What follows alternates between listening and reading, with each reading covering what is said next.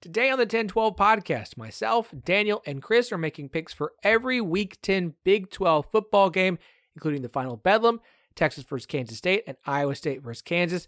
Plus, Scott Wildcat of Boscoe's Boys joins us to discuss the Big 12 football schedules for 2024 through 2027, the lack of rivalry games, who's to blame, and some positive takeaways.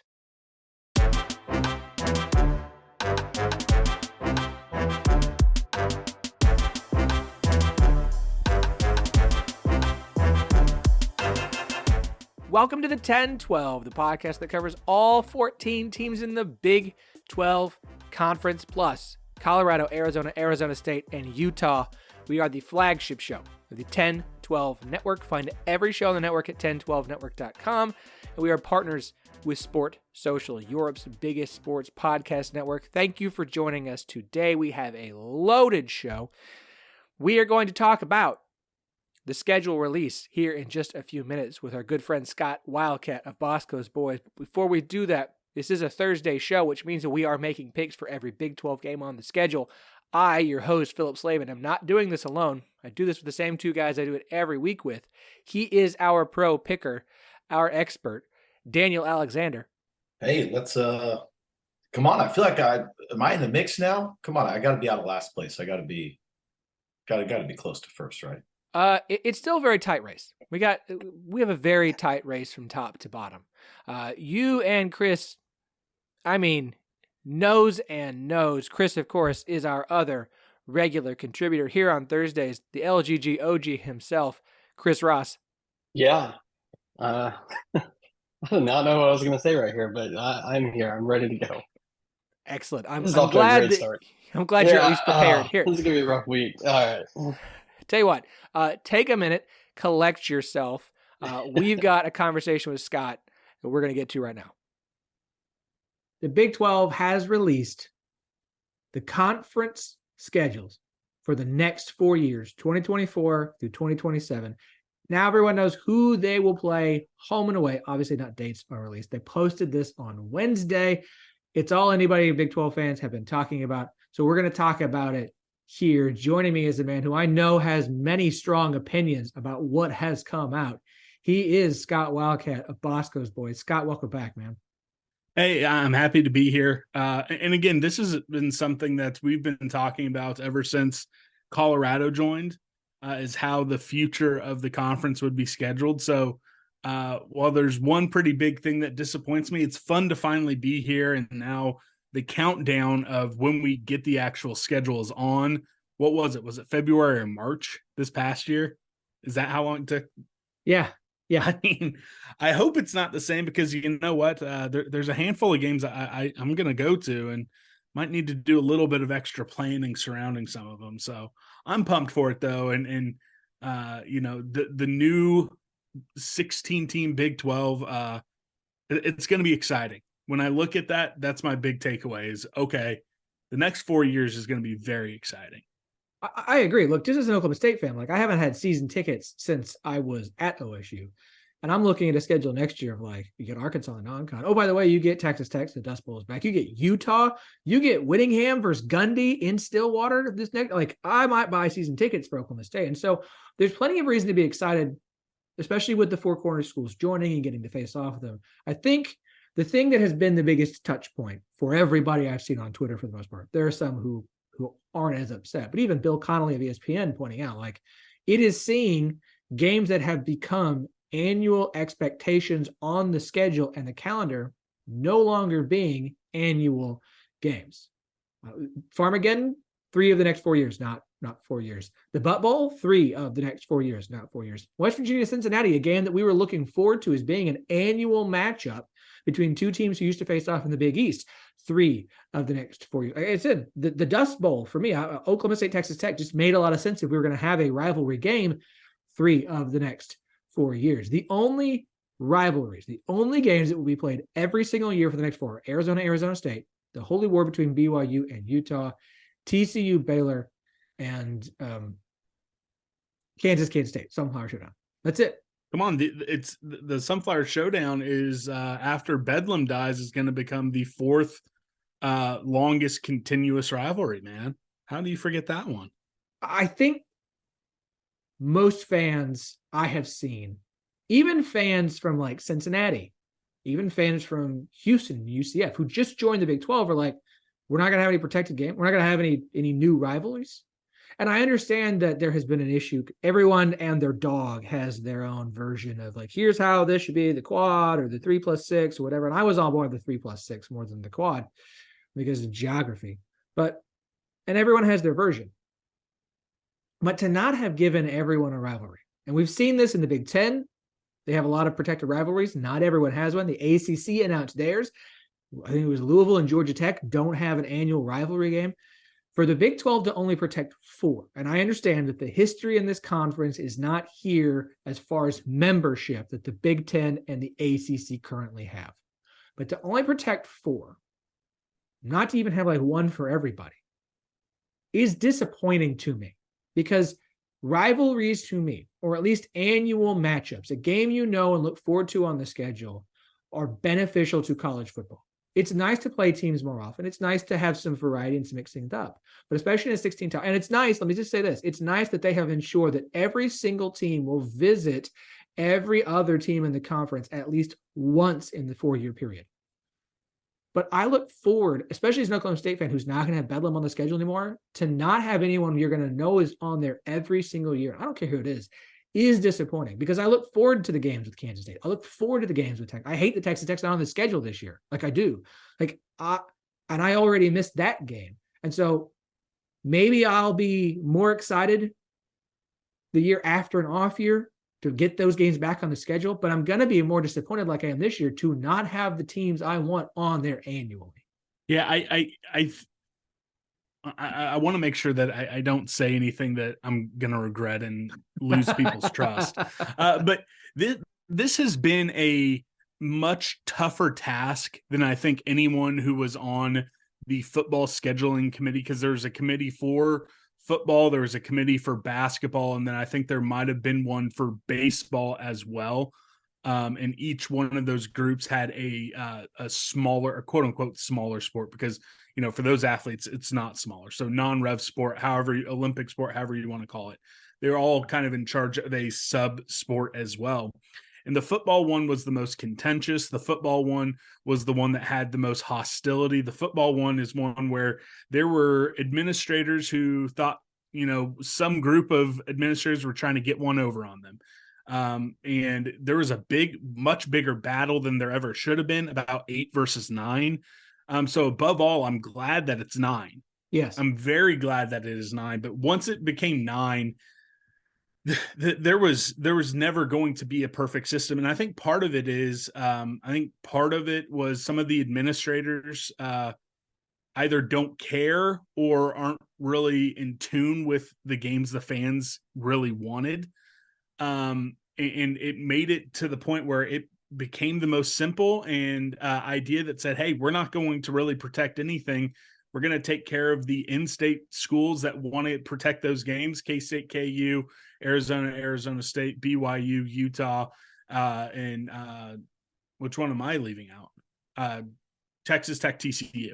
Baylor, TCU. Baylor, TCU. Yeah, Baylor, TCU. Yeah, so it's really wild to me. And then I think, and again, this is not something that was explicitly told to me, but I think it's telling that Texas Tech and Houston, not a protected game, because if they wanted it to be, they could have, because the whole thing was, okay, we're only going to protect in-state games. And if Texas Tech and Houston wanted that to be a protected game, which I thought, hey, the 2 biggest of the Texas schools in the Big 12, I thought that would have made a lot of sense.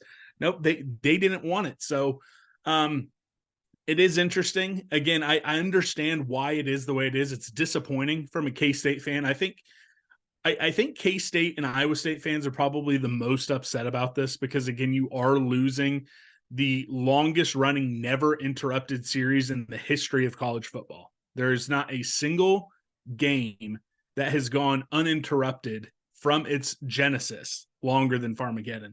And losing that, not because one of these teams are leaving the conference, but just because, conference leadership, administrators couldn't figure out a way to make things work. That's what's disappointing most to me. but it is, going to be fun seeing, Oklahoma State, 3 times, Iowa State 3 times, Colorado 3 times. It's going to feel like the old Big 8 a little bit, because K-State's going to have, for the first time in a while, 4 Big 8 schools on its schedule for the next 3 years. It's going to be weird as hell only having KU in 2027, which is another thing. I think they probably just threw all the games into a computer and just said, hey, please spit it out, because that does not make any sense in the world to me. Keeping the Colorado game that K-State's going to play this upcoming year and shifting it to 2027, so you at least have 2 of those kind of historic Big 8 opponents. That makes no sense in the world to me. But I would guess that they just put it into a computer program and said, okay, K-State plays KU 4 times, Iowa State 3 times, yada, yada, yada. And that's what the computer spit out. So I get it. Very complex, but there are a few things that are a little disappointing, especially as K-State fans. And, it's the first time maybe ever that K-State and Iowa State fans are on the internet agreeing in almost unison. Wow. I've seen one K-State fan. Unless it's Mandel related. Yeah, well, yeah. That just feels like a fever dream at this point, Phillip.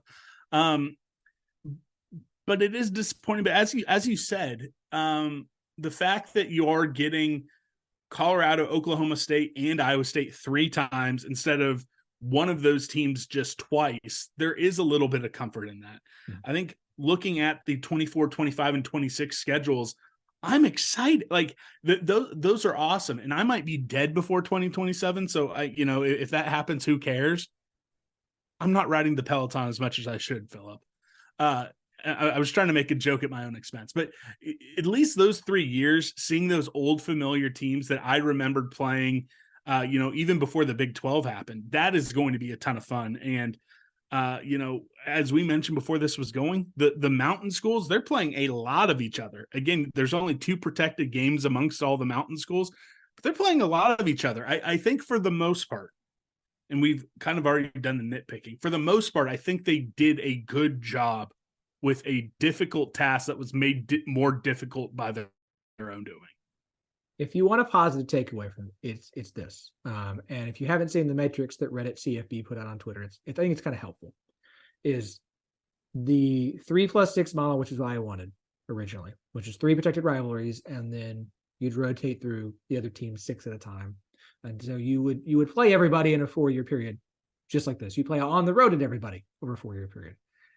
The difference there was you're going to play 3 teams 4 times in a 4-year period and everybody else twice.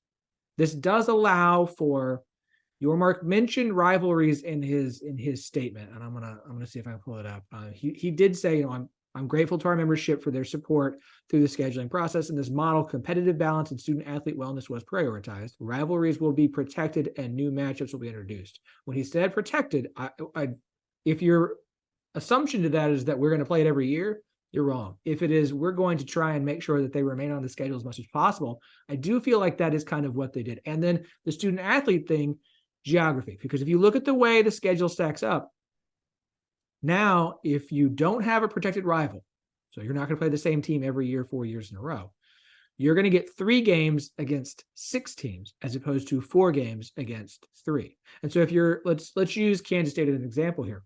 You're going to get 3 games against Colorado, 3 against OSU, 3 against Iowa State, and 3 against Cincinnati.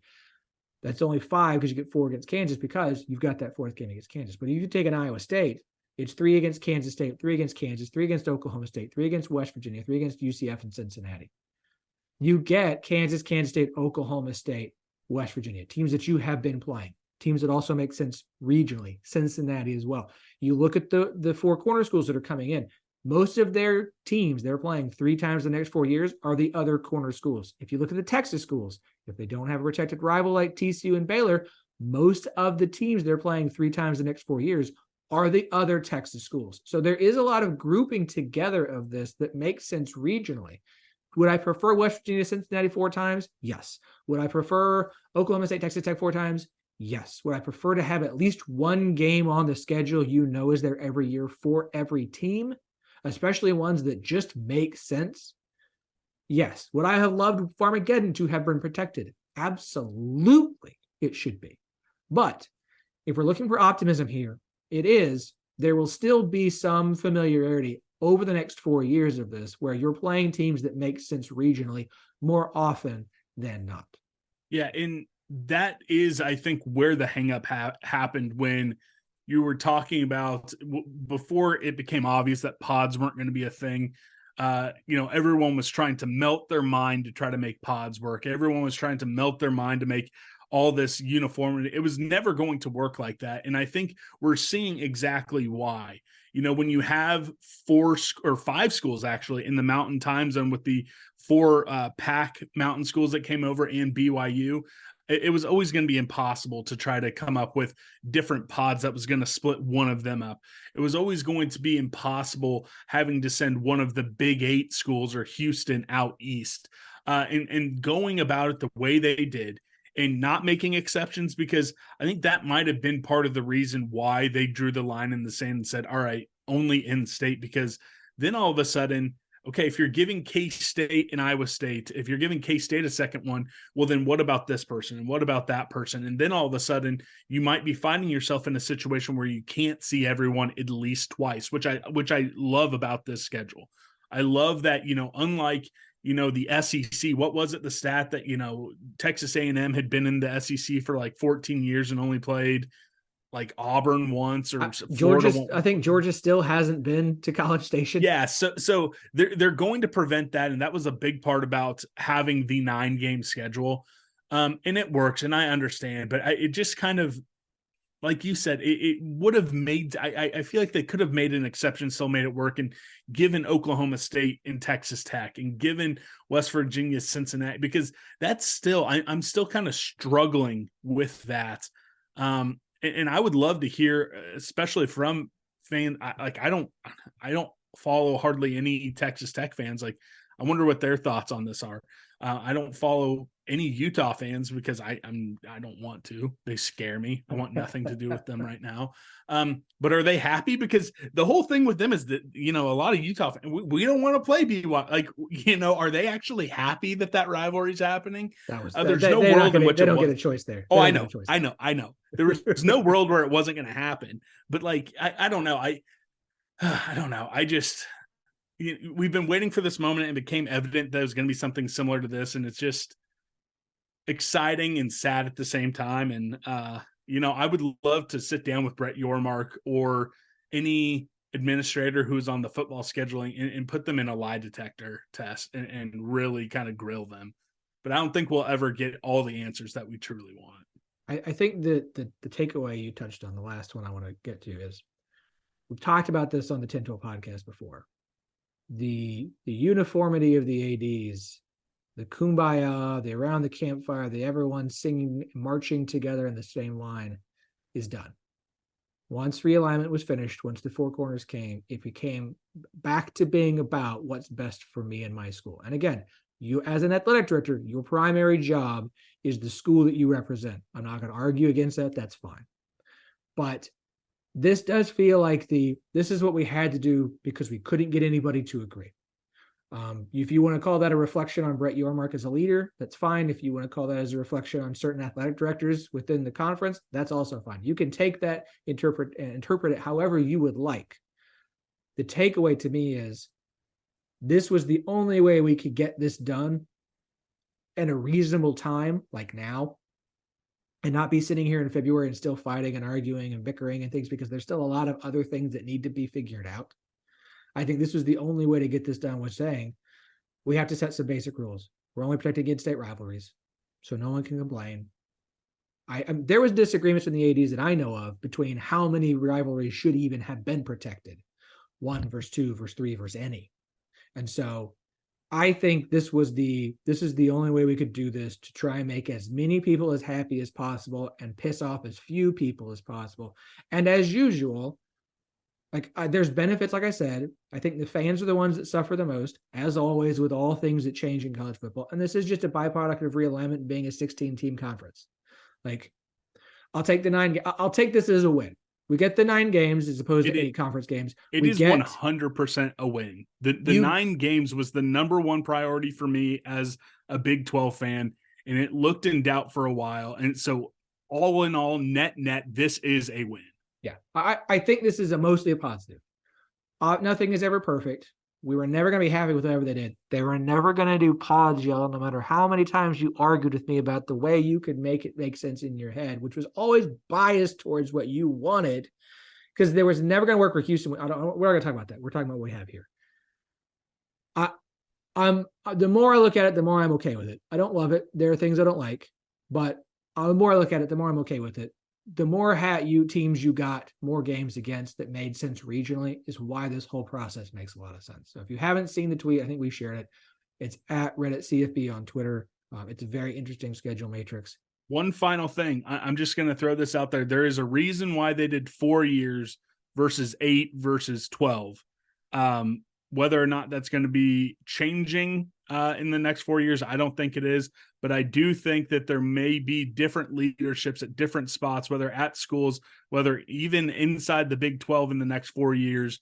And that is part of the reason why they only released a 4-year matrix versus 8 versus 12. Because it was always going to be 4 or 10 or 12. So I'll just doesn't the TV contract only goes till 2030, right? Or is it 2031?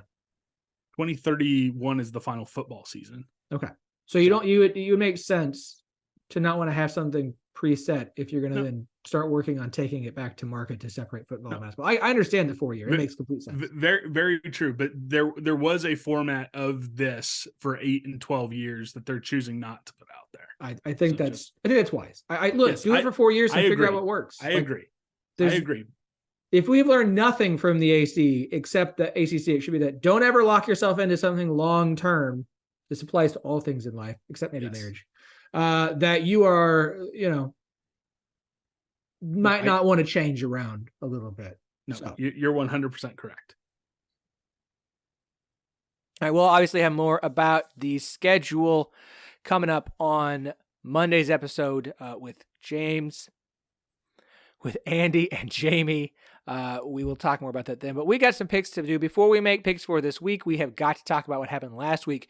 Chris, after a combined 2-11 2-week run, coming out, throwing hands, incredible 6-1 week. Bravo, sir.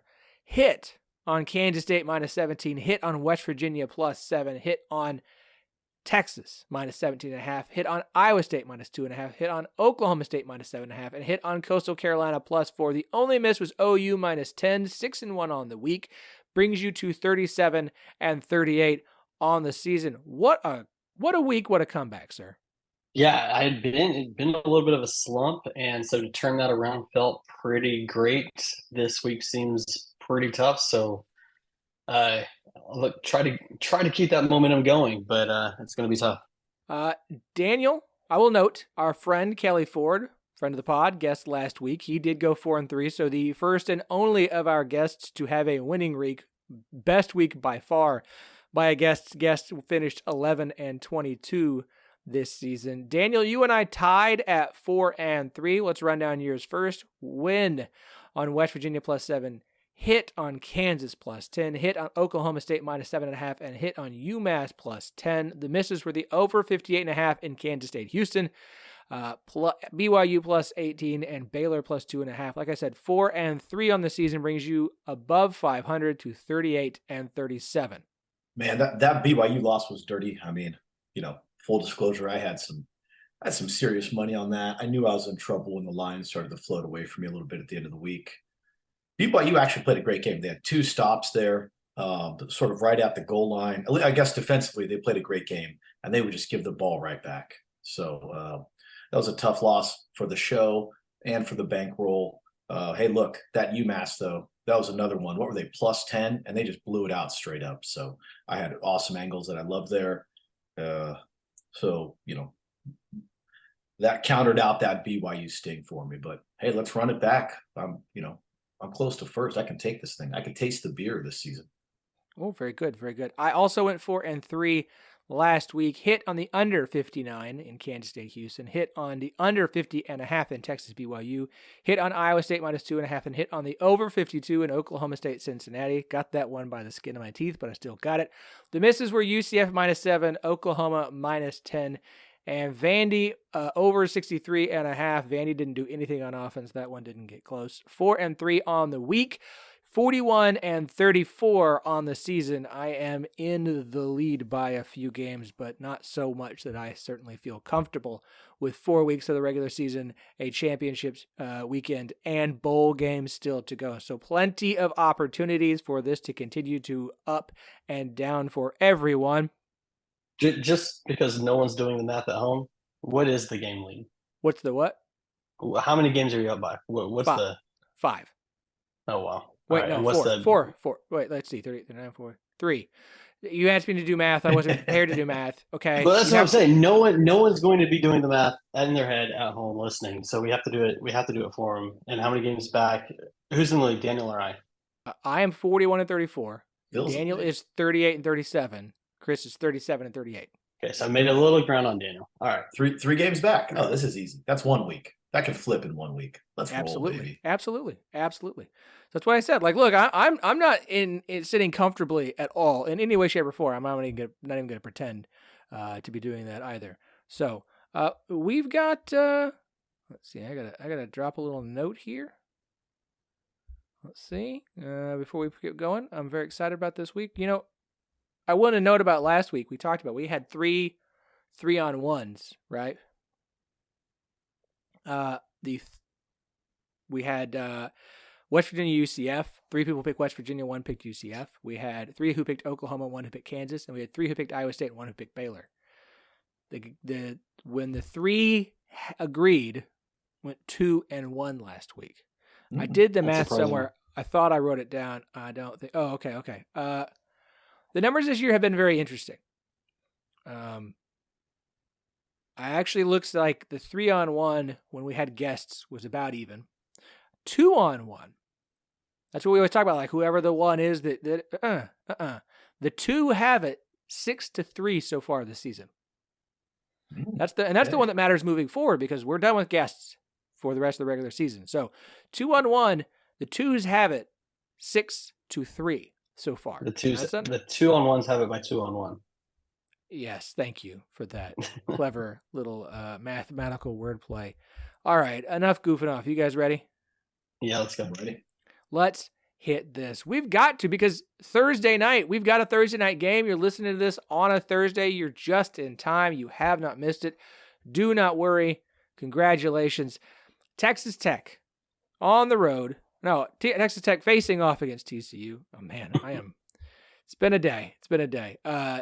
Texas Tech welcoming TCU to Lubbock, 6 p.m. FS1 Thursday night. Texas Tech a 3-point favorite. Total is about 59.5. I see some 59s if that is of interest to you. Chris, you won last week, sir, so you're up first. What would you like? This is a tough game. Thursday night games are always kind of weird. You have everything going one way, easy pick, and then a Thursday night game, weeknight games. They're just weird. Weird things can happen. Both teams are 3-5 against the spread, not a real edge there. I think Texas Tech has a little bit of an edge, favored by 3. Efficiency doesn't have them quite that. The efficiency actually has it just about heads up. With 4 games left, though, and only 2 winnable games left on TCU's schedule, this is one they have to get to be bowl eligible.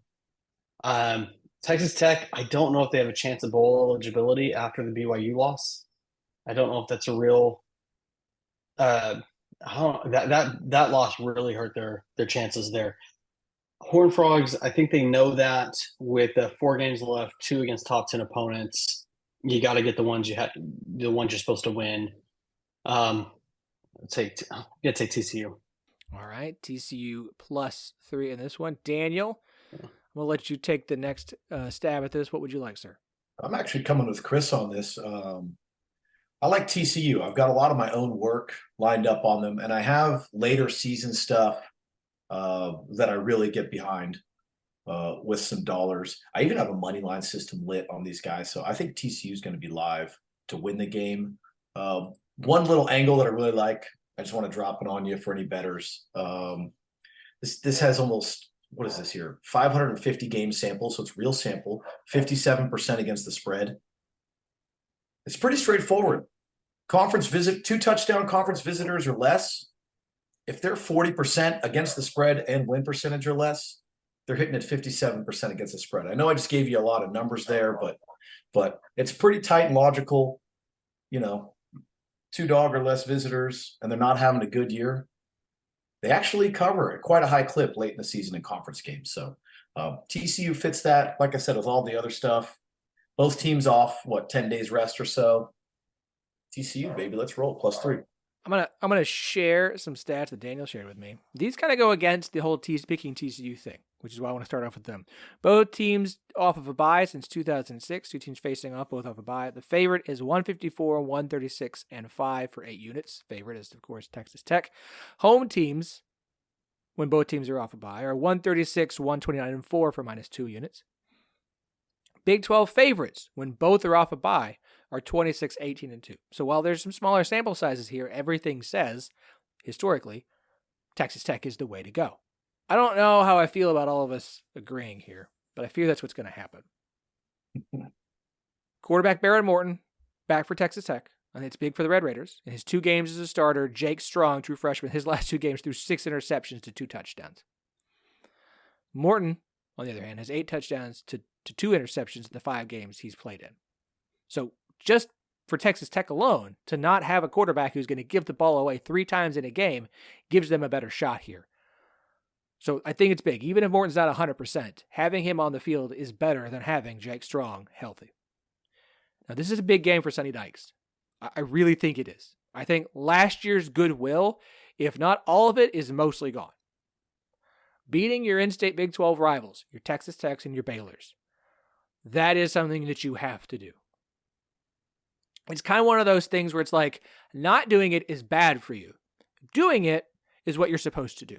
So it's not that he's necessarily going to get goodwill from this, but it's not going to put him further in the hole that he's starting to dig for himself, which is impressive considering how great last season was. So I think this is big for TCU. Now, here's the deal. I try and track about 6 different people whose stuff I like to pay attention to from a numbers standpoint. Our good friend Parker, Stats of War, has TCU in this game as a less than 1 point favorite. Kelly Ford has this game as a pick'em, leaning towards Texas Tech. FEI leans towards Texas Tech. It's basically a pick'em.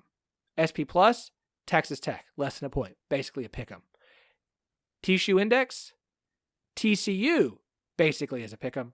Room 44 is the only one who has either side by anything close to the number. They've got Texas Tech minus 4.9. So this game across everyone's numbers is saying this game is a pick'em. If we're going to get a pick'em in this situation, I agree with you guys. I think we're like 500 when we all agree. So there's no I know we like to think when we all pick one side, there it goes. And maybe this does mean Texas Tech will win. But I'm riding with you guys. I see TCU as the right side here. I'm going to take the Horned Frogs coming off of bye week. All right, we move Still feels to... like you jinxed us. Hey, you know what? I'm just going to ride with you guys the rest of the way so I can keep my lead, right? All right, Phil's picking first. We move on to Saturday. We've got a massive game at 11 a.m., big noon kickoff on Fox. Big noon Saturday is going to be in Austin, Texas, hosting Kansas State. The rankings, the first college football player rankings came out. I don't really care about them, but we're going to talk about them because Texas number 7, Kansas State 23. This is a ranked on ranked matchup. It's a huge, huge game. At the moment, Texas is just a 4-point favorite. Total is pretty much 49.5 across the board. I was afraid that total, after it came out on Saturday and was a great number for the way I felt about this game, has dropped a lot. Let me see if I can shop around. I'm seeing pretty much 4 across the board. We'll see if anybody's interested. We may shop around a little bit. Daniel, you're up first, sir. What would you like? This is a fascinating game. Like you said, huge game. And real money has been hitting both sides of the spread and the total. So it's been fun to watch. Moves came in on Texas. Moves came in on KState. Moves have come in on the over, the under. This is a challenging one. I want to tie something back in to a stat that we brought up last year that you had asked about. Everyone had asked about sort of that the first block of games, I think for you guys, it's 11 a.m. East Coast, it's noon. West Coast, the 9 a.m. kicks. And it just seemed like moneyline dogs just did better in that time slot. And sure enough, we pulled it up. And if you just take 2 touchdown visitors at that time slot, it's just profitable. It's just profitable to moneyline them. That's it. And sure enough, again, this season, they're 12 and 17 on the money line for, some real money. The ROI on that's like 12%. So Kansas State does fit that. Because groups have just gone every single way on this game, I don't have any real play on this, no real money myself. I'm going to roll with that little I'm going to roll with that morning block moneyline dogs. I am just going to take the points though. Give me K-State +4. Texas's defense looked great last week. They gave BYU so many problems all day long. I know K-State's a different animal, but give me this great game here. Give me the 4 points. FanDuel has a 4.5. Are they the only ones hanging that? I don't track them because I can't bet them. FanDuel's got a 4.5. Bet Rivers has a 4.5. I don't know. Yeah, you know what? Yeah, there's FanDuel right there. Yeah, 4.5. Give it to me. Who this? Unibet? I don't know what Unibet is. I gotta write that. You're gonna get 4.5. That's what I'm gonna give you. Kansas State +4.5. It's my turn. When this game came out, I wanted the under so bad because it opened at like 54. And my fear was this total was going to drop and drop and drop and drop until we got to tonight to record. Because I think this is 2 teams that are going to do all right but struggle to score. And now we're all the way to 49.5. I don't see a 50 anywhere at all for this game. It is 49.5 across the board. I hate that because the under is what I wanted to do. That was the best side. I think Kansas State's the best side from a matchup standpoint. But even at 40, hold up. All right. No, you can't. I don't even know what you found. Bet Rivers. If they're the only one now. I don't know what this Unibet is. I've never heard of them. All right, fine. I don't care. I still think this is a like 24-20 kind of game. Like 21-20 kind of game. I think Kansas State's the right side. Even at 49.5, I know a ton of the value is off of this. I'm taking the under because I think Kansas State's the right side. I heard a great stat today that Malik Murphy's passing grade falls to 3.48 when he's blitzed. Like, I know that Kansas State's secondary can be a little bit suspect. I think Kansas State's defense has played great the last few games. I think Avery Johnson is going to have a real test. I think Kansas State's going to throw everything, including the kitchen sink and the fishbowl, at Malik Murphy. I think it's going to be a low-scoring, ugly, grind-out kind of affair where neither team scores more than 24 points. And at 49.5, that's still higher than what I think the total will be, so I'm riding with the under. Chris? Yeah, this is a matchup. Surprisingly, FEI likes Kansas State a little bit better than the line does by 1.5. That has Texas favored by like 2.5. FEI does? I'm a little surprised. FEI does, yeah. I'm a little surprised by that.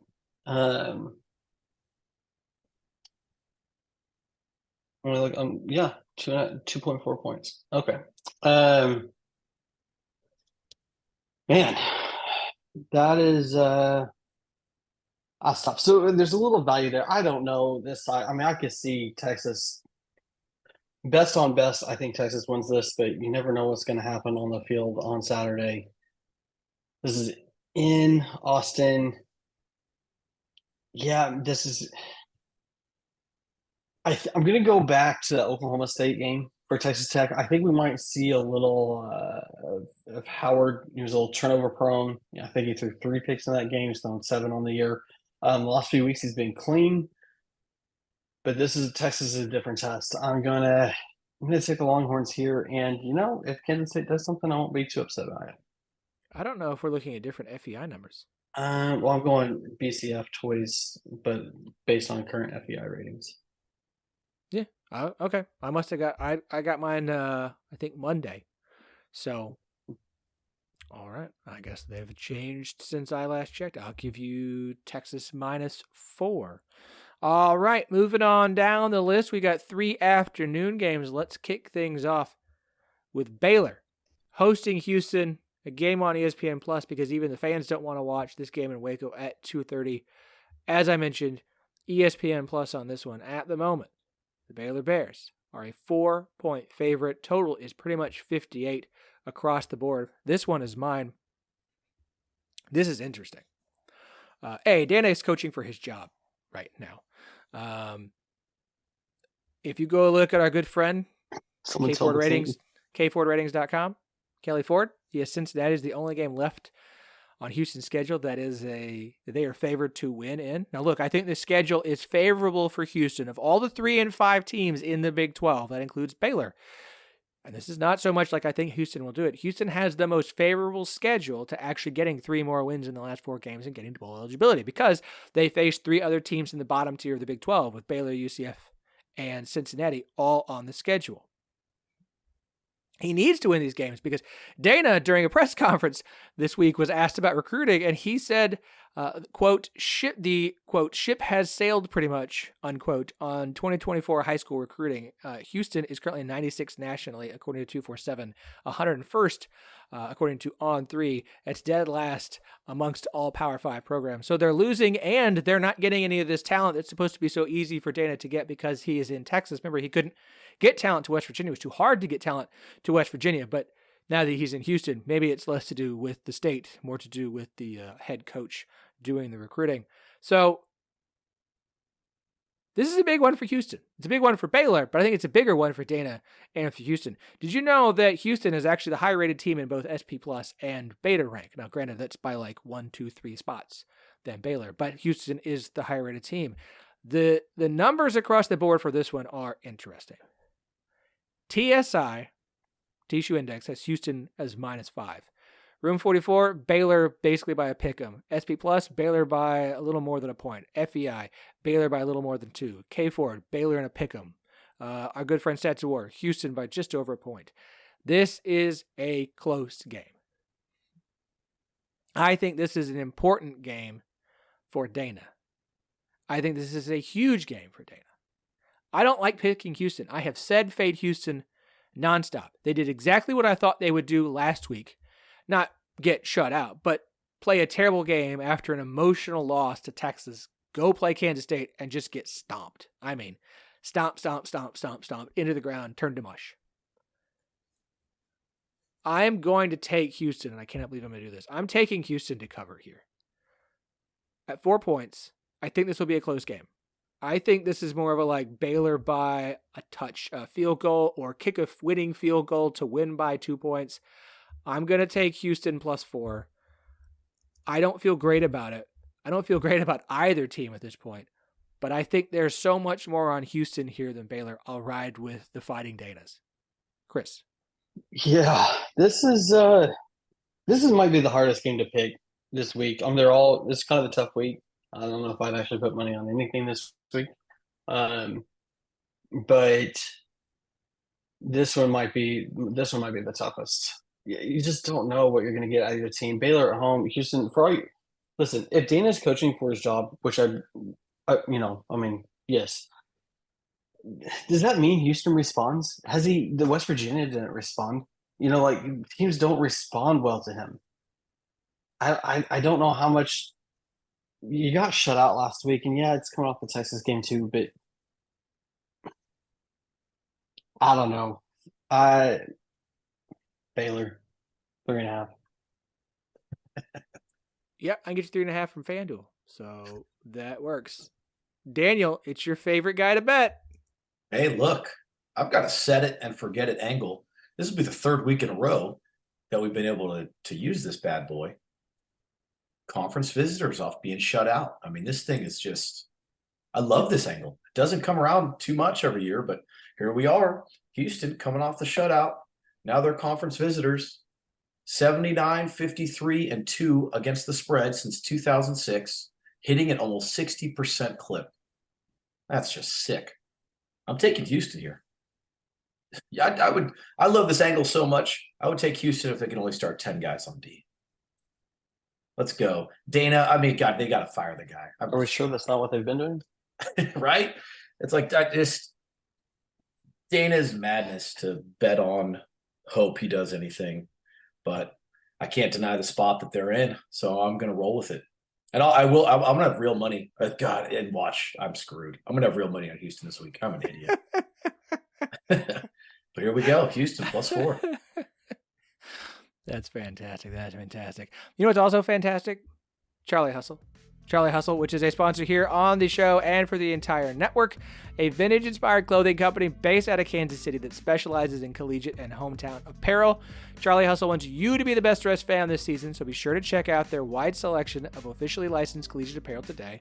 Show off your school spirit all season long. I keep talking about them because they're so good, and yes, they pay to be here. Like, they support us, and I appreciate that they do. And they make some banger stuff. And if you're an Oklahoma State fan and not on social and didn't see the Cowgirls varsity jacket that women's basketball head coach JC Hoyt showed off that they made for her, and basically the response was, if enough people are interested, they'll make one. Well, guess what? They're going into production. There's going to be a cursive Cowgirls varsity jacket. It is incredible. It is awesome. They have ones for Iowa State and Kansas State and Baylor out there right now. You need to go and see for yourself, along with the sweaters and the hoodies and the tees that have every Big 12 school except for Cincinnati, but they do have Colorado. So here's what you're going to do. You're going to go shop for yourself. You're going to go shop for friends and family because the holidays are here, almost here. Use the promo code 101215, TEN1215 for 15% off all non-sale items. Just incredible stuff. If you're a Houston fan, just keep eyes out. Keep binoculars on it.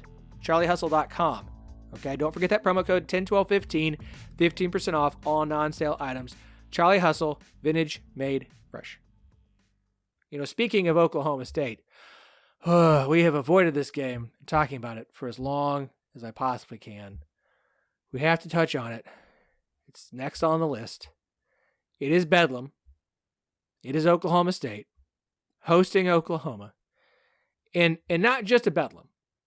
The final Bedlam on the calendar for the foreseeable future, which could be a minute. This is a biggie. And now let's throw in conference stakes, because why not? Why not add in two teams ranked in the first college football playoff poll, Oklahoma at 9, Oklahoma State at 22, two teams with one loss tied to the standings in conference play at 4-1, both with a shot to make it to Arlington. What more can we ante up? Maybe Mike Gundy getting into it on Twitter with Brian Bosworth about what Bedlam used to be.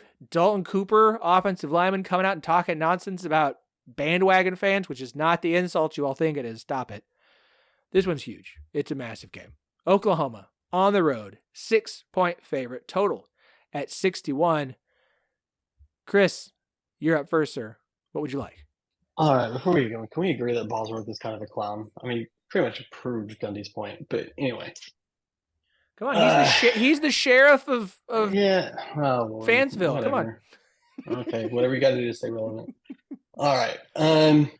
This is actually the easiest game on the schedule for me to pick this week. Oklahoma, -6. Since 2003, OU is 4-0 in Bedlam when coming off of a loss the week before. FEI stats actually like OU by about 7.8. I think there's a little bit of a rubber band effect here where Oklahoma State has like kind of surged forward with how good they are. Ollie Gordon is a beast, but they might snap back a little bit this week. There's a ton of focus on Ollie Gordon from Oklahoma, from just the media. Now he's people are taking notice. How they're going to be ready to try to contain him as much as possible. And this way, if anything else happens, maybe I'm happy about that. But Oklahoma -6. Daniel? This is a tough one because I'm either going to cash this looking great or this number is going to get blown out. I'm going to go with the under here. It's been bet down a little bit from the open. And it's like, I'm just, last rivalry game for the foreseeable future. Really, I could see this going either way. We get some crazy classic, someone wins it late, 38-35 kind of thing, and blows this number away. But if we could just kind of keep it to the high 20s, I think we got a shot here. I mean, what are we looking at here? Like a 31-27 type final. It's going to be somewhere in that range. So lots of wind. We're looking at 12 to 15 miles an hour. I got stuff on Oklahoma State Stadium in the wind. Games historically going under. Give it to me. Under 61. And a half. Yeah, I'll take that half. I Who's got hanging? FanDuel and BetMGM. Okay, yeah, that's good. Do you have enough. I'll take stats that on half. Bedlam with the over? And I don't really focus on over under, so I don't really talk about them a lot. But man, I would, if I had to guess, I would feel like the under hits in Bedlam maybe 1 out of 10. I feel that same way, but you know what? I could look at it at least since 2006 here. So While you Phillip, look those up, to your point, TSI has the total going under. Room 44 has the total going under. SP Plus has the total going under. FEI has the total going under. Parker has the total going under. So we use our models to project people have this game going under. To your point on the wind, projected 17 mile per hour winds on Saturday. Here's the fun part. Oklahoma State 8-1 against the spread in their last 9 as a home dog. OU is 3-4 against the spread as a road favorite in their last 7. Now let me throw you Oklahoma State's record against the spread in Bedlam since 2005. Straight up 3-15. Mike Gundy is 3-15 against the spread. You think that would be better because Oklahoma State does a good job? 4-13-1. They don't cover. Favorite dog. They just typically don't. Now, a few other things. OU is going to be without starting safety Reggie Pearson for the first half after targeting call in the second half against Kansas. Linebacker Danny Stutzman, who's arguably OU's best defensive player, most important defensive player, is banged up. He hurt his knee against Kansas, only played 1 snap in the second half. And OU is expected to be without basically their best wide receiver. OU has some very important injuries and guys missing time, or at least are banged up in this game. But here's my problem. Look, OU's rushing attack, we're starting to learn, is not great. They're going to go up against Ollie Gordon. They're going to do everything they can to stop him. I think they will, but I still think Ollie Gordon will get his. Now, Oklahoma State secondary has a tendency to give up big passing plays. Now, I know OU doesn't throw the ball down the field very much, but they're really good about scheming guys open, throwing to him behind the line of scrimmage and breaking one open. And we've seen those kinds of plays along the sidelines work against Oklahoma State. I think OU is going to have a couple of big touchdown plays. Everyone's done it against OSU, it feels like, especially in the first half. OSU has been okay kicking field goals. OU does a pretty good job finding the end zone. And it's Bedlam. All of that, it is Bedlam, which is just so frustrating. Last thing I'll throw at you. Shout out to Gary Seegers of the Bet US College Football Show, of which friend of the pod, Parker Fleming, is a contributor. He had this one today. Home underdogs of 3.5 to 10 points, which OSU falls under right now.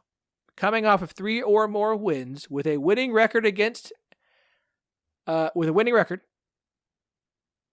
opponent with a winning record, are 23-8. I believe that's the season. Like, there's a lot of things here to say that Oklahoma State is the size you should take to cover 6 points.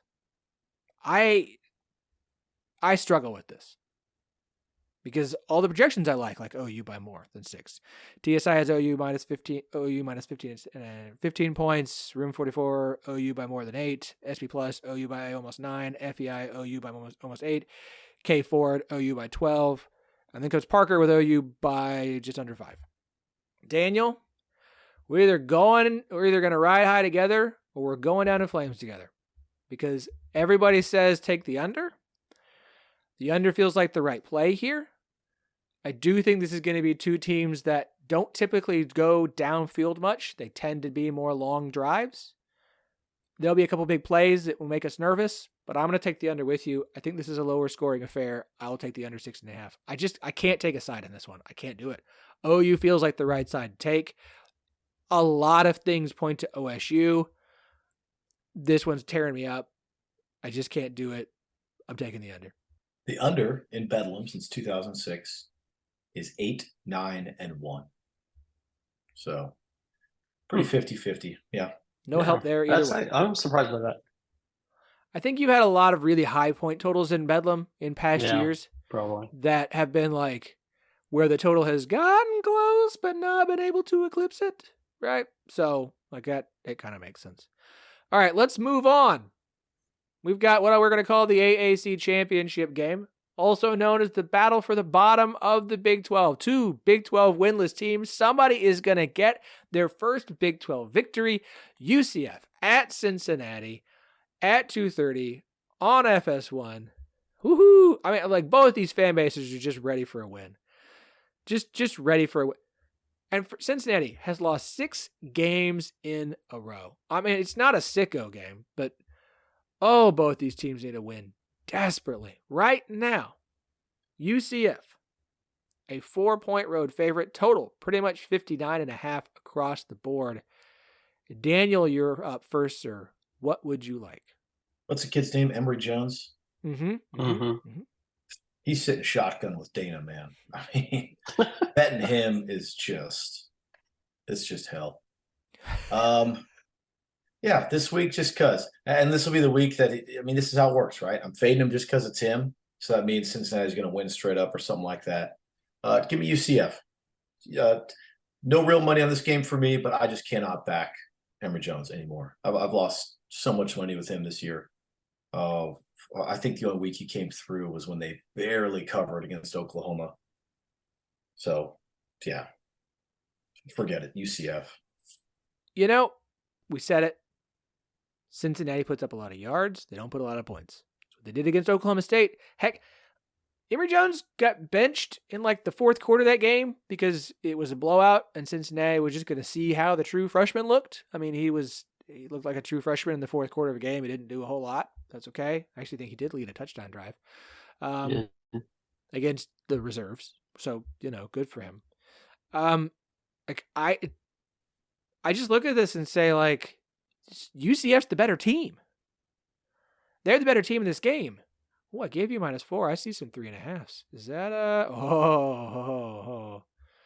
Tell me, find me one more. FanDuel and Circuit 3.5. Bravo. There you go.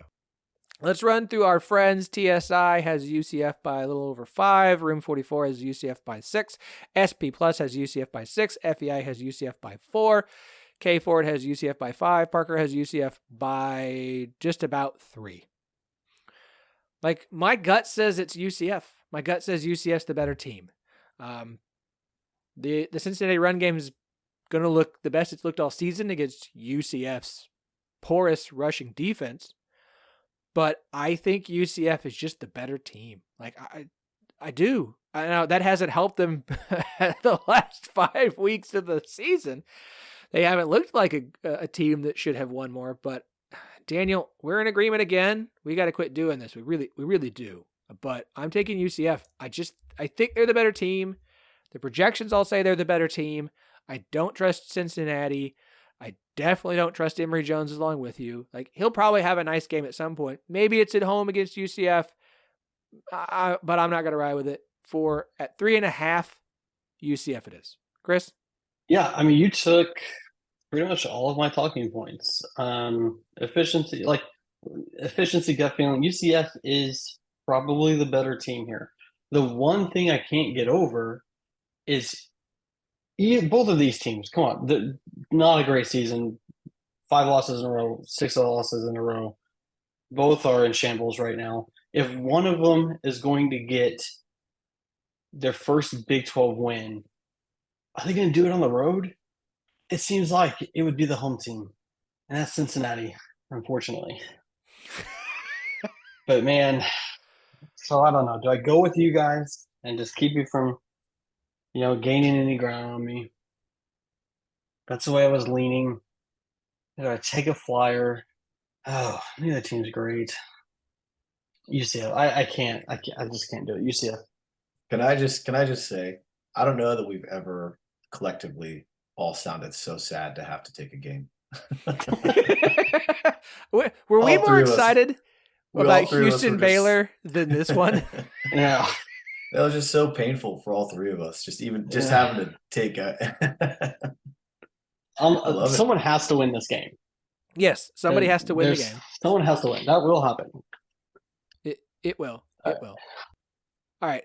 Look, for West Virginia or for UCF, Cincinnati, Houston, BYU fans, like, it's year one. I know that doesn't help make you feel any better. This too shall pass, right? Like, UCF will get things figured out. Dana won't be at Houston forever. Scott Satterfield won't be at Cincinnati forever. BYU will get some things turned around. Like, this is year one. It won't be like this forever. I know it sucks in the moment. Just get through it. It will be okay. It will be okay. All right, let's move on. We got 2 night games in the Big 12 this week, both with 6 p.m. kicks. We're going to begin with BYU on the road all the way to Morgantown, West Virginia, FS1 game at the moment. West Virginia, who I know is a favorite as I scroll down to try and find this line because it moved on me. West Virginia is a 10-point favorite in this game. Total, I see somewhere between 50 and 51, if that is something that you are interested in. Let's see. I believe, who is it, Chris? Daniel? Me, Chris. Oh, it's me. I got to go first. Okay. Here's my only thing on this. In his press conference on Monday, BYU coach Kalani Sitake said he's looking forward to hearing West Virginia fans sing "Take Me Home, Country Roads" on Saturday. I don't think anyone's told him yet that happens when West Virginia wins the game. What? Ooh. That's it. What? Look, that's very Did much he a like. say that? Yes, that's very much a Oh, like man. new guy being nice to the opponent. Doesn't know all the things about West Virginia, which is fair because why would a bunch of West Virginia people Really know? looking forward to West Virginia winning this game. It's such a just like, man, he meant well, and it's so funny. It's so good. Here's the deal: West Virginia is a 10-point favorite. This game is at night. We've touched on briefly the BYU at night stuff. The trend continues. That's why we call them the vampire team. They're much better at night. They are much better at night. In games that kick off after 6 p.m. since 2019, BYU is 26-3. They're 14-15 now in day games, if I remember correctly. Yeah, 14-15. We add Texas to it, 14-15. I was 26-3, but I don't think that includes the Texas Tech win, so that might be 27-3 now. Now again, this is on the road. It's a night game in Morgantown where things can also get weird. So you're going to tell me that West Virginia is going to cover a 10-point spread against a weird team? I know BYU fans are out on Keaton Slovis as long as he's not throwing interceptions. They're pretty good. The defense, as was noted, didn't play a terrible game against Texas. The team wouldn't keep turning the ball over. It's West Virginia on the road. They have not been as good on the road. I understand that. But I think 10 points is just too much for me for West Virginia, BYU plays weird games. West Virginia has played some weird games. I'm half tempted to take the over, but every projection that I have, TSI has West Virginia by 6.5, Room 44, West Virginia by 8.5, SP Plus, WV by 4, FEI, West Virginia by 6, K Ford, West Virginia by 6, Parker, West Virginia by 4.37, a little over 4. Like, no one's got West Virginia as a 10-point favorite anywhere, all the numbers that I like. So, I get them by 10. Give me BYU to cover the 10. Chris?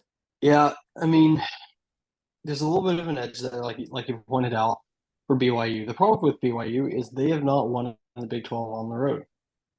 All of their wins have come at home. They haven't really even been competitive on the road in the Big 12. Their closest game is 11-point loss to Kansas, I think. This is tough. West Virginia night game. BYU is only 3-5 against the number. West Virginia is 5-3. West Virginia plays better at home. I think I'm gonna take the Mountaineers here. I like that's under. Well, no, it's at 10. Can't get it under that. Even at 10. I'll take West Virginia here. Daniel? Chris, you're gonna hate me, man. I'm coming with you. This does this line sort of doesn't make sense to me. I see that 10. I see that low total. Also, too, Is it bait? I also, I always want to do a little full disclosure here. I'm going to have real money on BYU, even though it's going to just you hold your nose and you bet it. But I've got too much good stuff lit this week on BYU. Just too many good situational spots, and they're catching double digits in sort of a lower total game. So the real money's going to be there, but saying all that, like, this line doesn't make sense. I mean, it looks like what? Plus 10 all day, BYU. So it's like, okay, we all know books don't do that. I'm going to play my angles and my numbers without too much of my own opinion mixed in. But it's like, if Circa opened this thing at 8, it got out to 10, West Virginia's going to win this thing by double digits. So something stinks. I'm going to hedge myself. West Virginia minus 10. I also really like the over in this game. West Virginia's offense has been playing well. The defense has not been playing as well. I think BYU can get a couple touchdowns. I think West Virginia wins some points. I think I like the over, but I'm going to ride with BYU. All right, last Big 12 game on the schedule. This one should be fun. We got 3 games against like the contenders or almost contenders. You got Texas, Kansas State in the morning.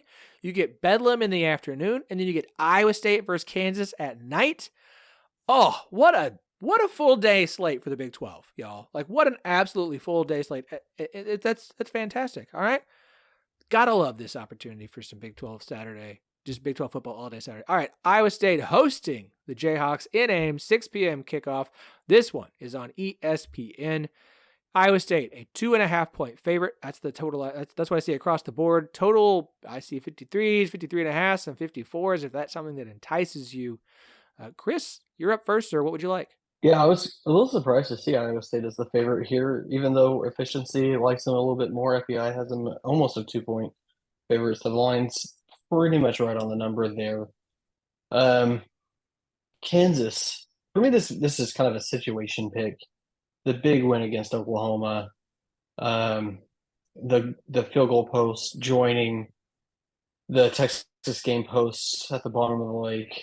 Yeah, unfortunately, I don't know if Kansas can. I'm probably a little bit let down here. I'm going to take Iowa State. Although I have not looked, is it still Bean this week? Oh, they've been playing great. It's Bean. Yeah, Bean just beat Oklahoma, so yeah, no, you can't use that against Kansas. Yeah, exactly. He's phenomenal. He led the touchdown drive for Kansas. So, but that's a statement win. That's just a massive win for Kansas. They relished that one. I think a tough turnaround for them. Iowa State. Daniel, I don't want to steal your thunder here, Phillip. I think I know what angle you're looking at in this game. I have 2 different angles that are competing angles. Oh, gotcha. Well, Iowa State was bet at the open. I was a little surprised by that. I mean, yeah, I think that's going to be the narrative all week, right? The letdown spot. Is it real or not? I don't know. In this kind of situation, I'm a big believer in it. I really think it's real. Big believer in it. Oh, look, there's all the bets, all the money. Everyone's taking Iowa State this week. Line's sort of just staying there at 2.5, though. Look, Kansas, I know, is in such a bad spot. I got to go Iowa State. Crap. Iowa State minus 2.5. It's your Phillip. I'm going to save the angles for you, man. You can break down these angles because you know what I'm looking at here. Well, there's 2 competing angles in this game. First is the Matt Campbell. Iowa State has had 28 games with a spread between -4 and +4 under Matt Campbell. The Cyclones are 7-21 in those games straight up and have lost 8 of the last 9. And they didn't win the last one. The counter to that, the one I know you're talking about, unranked favorites have won 15 of the last 20 against ranked dogs. Iowa State's the unranked favorite. Kansas is the ranked dog. I have 2 competing problems here of things that are very reliable that I like to trust, saying take each team. If you look at the numbers across the board, TSI has Kansas as a pick'em, basically. Room 44 has Iowa State by about 1.5 points. SP Plus has Iowa State by about 3. FEI has Iowa State by about 2. K Ford has KU in a pick'em. Parker has KU by less than a point. Like, it's even worse on the total. Like, it's almost like there's multiple people who are projecting like 53, 54, 53 and a half, which is right where the total is at. So I can't do the total. That's not going to do me any good because you get Kansas who puts up points. Iowa State who doesn't put up a ton of points. Their defense is really good, but like Kansas's defense is going to allow Iowa State to put up points. Kansas's offense is good enough to put up points. So I don't want to touch the total. I've got two competing different sides here. I don't know what to take.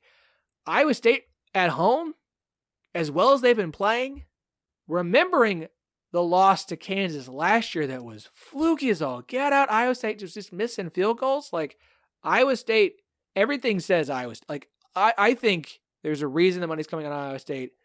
And it's not even the letdown. I don't even care about the letdown factor. This game screams Iowa State at home in a night game. We're all in agreement. We started Big 12 picks with a full agreement. We're going to end Big 12 picks with a full agreement. We're all on ISU minus 2.5. I feel very strongly that some of the Matt Campbell stats, I don't want to use the rest of the season.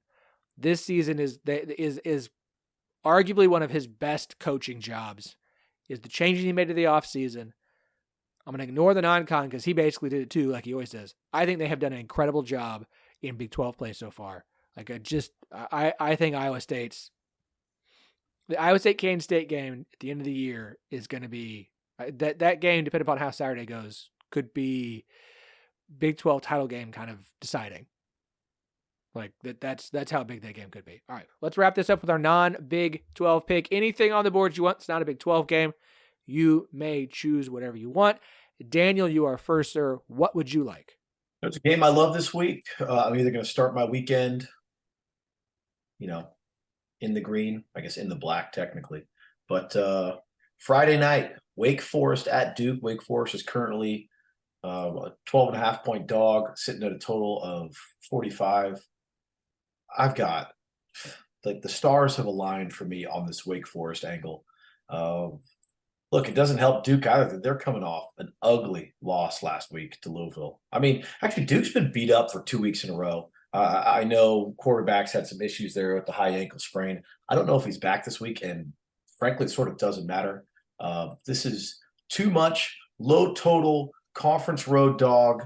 Wake Forest also has the angle. They just got blown out by 24 or more. If you just blind bet conference dogs who got blown out by 24 or more, you're hitting at 55% against the spread. Dave Clawson, Wake Forest coach, awesome against the spread on short weeks. So it's like low total, spread differential dog, conference road dog, low total conference road dog. Dave Clawson's doing well. He's on fire against the spread. Give it to me. Wake Forest plus 12.5. Real money, real bets. My non-Big 12 game here for the pod. I got challenged on Twitter to take the under in Iowa Northwestern, which is the lowest total ever put out there. Was that Robert? No, it was some other listeners. I think Nice. I think Brian was one. Our buddy Joel said it. The total right now is at 31.5. Like, for the lulls, I'm real tempted to do it. I'm real tempted. There is a different under I'm going to take instead. Daniel, I'm riding with you on a Thursday night game. South Alabama facing Troy. Troy's defense, really good defense against South Alabama's like okay offense. Troy's defense allowed 1 touchdown in the month of October. Troy's offense is not good. 86th ranked offense, 123rd in EPA per rush. South Alabama's defense is not as good as Troy's. Please understand that. Troy's offense is putrid. South Alabama's defense is good. Troy's defense is awesome. South Alabama's offense is okay. It's only at 44.5. I don't care. I'm taking the under 44.5 in South Alabama and Troy. Like, it's a weeknight game. It's a Thursday night game. Maybe it gets weird, but I'm riding with it anyways. Chris? Yeah, last week I went with Coastal Carolina. Went back to my my favorite team the last few years here, and I got the win. A much needed win. Do not like the spot they're in this week, though. So I have to find a new game. And looking around, I thought I had a game. Florida State at Pitt. Florida State 6-2 against the spread. Pitt's 1-6-1. It feels like a 45-17 type game. The line is 21.5. FEI likes FSU by more than that. I was really leaning FSU to take the cover, but there's another game that I think I have to ride with. Oregon State, Colorado. Oregon State coming off a loss. Colorado, I'm just gonna say I think the Sanders story is great. Deion Sanders, I think the story is great. I'm not sure I'm sold on him as a coach. The things he says sometimes, they come out and say, "Hey, our offensive line sucks. We're gonna get rid of him." Yeah, I mean, cool, but you have a few games left that you kind of need them for. I'm sure they're feeling great right about now. Yeah, I don't know how that helps you. And under 2 scores, I'm going to take Oregon State to bounce back against the Buffs, who I think that locker room might be a mess. That's Oregon State. Let's see. I see. What's the best line I can get you? Mostly 13.5. Yeah, it's pretty much 13.5. So that's what you get. Well, you get it for less than 2 touchdowns. So that's good. Yeah. Phillip, I'm surprised you didn't take your spot, man. Did I have another spot? Did I miss it? Man, this has not been a good week. Well, I mean, I don't know if you missed it. Although it's a darn low total. I thought you were going with another low total. Isn't Air Force and Army playing? Service teams yeah, playing Are this week? they? Yeah, They are. yeah. Look, Yeah. Halloween was last night, okay? Oh, we'll cut you some slack. You're a dad. We'll cut you The girls- slack, of course. We're up late. Yeah, I Yeah. missed it. I did. Yeah, 31.5. I'd still take the under in Air Force Army. That. Oh well. Better luck next time. That's all right. You know what? I'm tired. So with that said, let's wrap this up. You guys, it's been great as always. Always appreciate it. Everybody do us a favor. Follow us on Twitter at 1012 Network, TEN 12, the word network, 1012 Pod on Instagram and Threads. Follow Daniel at DannerB7 on Twitter. If you want to join the Slack chat, let him know. Chris is not on social, but if you are a big, I'm just going to say Frisbee. I know it's not Frisbee. I know that's the name. It's like saying Kleenex when you mean tissue. But like, if you like discs, I'm serious. I'm just going to Disc golf, Frisbee golf, whatever. It's all good. It's golf with a disc. That's what it is. Yeah. Don't forget we are on YouTube as well at 1012 Podcast. This has been fun. We're going to have lots to talk about on Monday after arguably the best weekend of the year for the Big 12 based off of what our expectations are for it again. Texas, Kansas State, Bedlam, the final Bedlam, Iowa State, Kansas, boom, boom, boom. Oh, y'all. And Texas Tech TCU to kick things off on a Thursday night. I'm sending the kids out. I'm going to find something for the wife to do. Just go sit in front of the TV all day. It's going to be great. Y'all enjoy it as well. We'll talk to you on Monday.